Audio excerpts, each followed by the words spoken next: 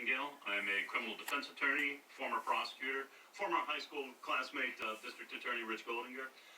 And for about a decade now, I have added my voice to the cause of medical cannabis reform here in the Commonwealth of Pennsylvania, decriminalization, and ultimately adult use reform.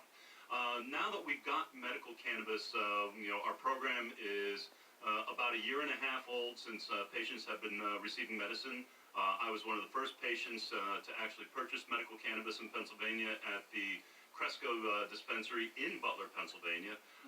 And in that period of time, we have seen a number of issues come up that affect medical cannabis patients, medical cannabis patient rights.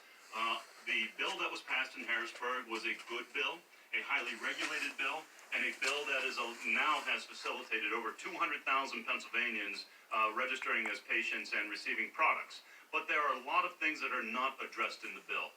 One of the big glaring absences is DUI protection for medical cannabis patients.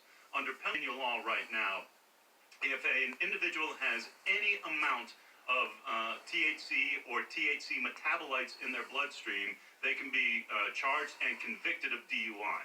What that means, for example, is if I consumed cannabis legally in Colorado last week, I could be convicted of a DUI in Pennsylvania next week because I will still have what's called carboxy-THC, a non-psychoactive metabolite in my bloodstream.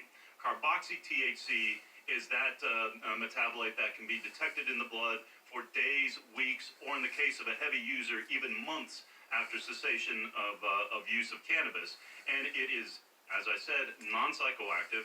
Impairment cannot be correlated from it.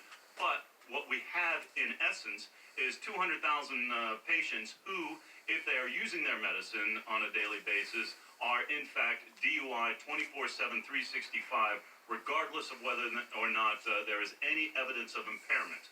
This is something that needs to be addressed legislatively. We're going to try to address it through the courts by challenging the constitutionality of that section of Pennsylvania's DUI law. But that is something that, with drug recognition expert training going throughout the Pennsylvania State Police, I'm encountering medical cannabis patients who are more and more being prosecuted for DUI because they make the mistake of revealing to the trooper that pulls them over for speeding that they're a medical cannabis patient. Next thing you know, there's a DUI investigation and we're going to court. That's one of the things that I think Rich and I are going to be talking about a little bit. And thank you very much for joining us today.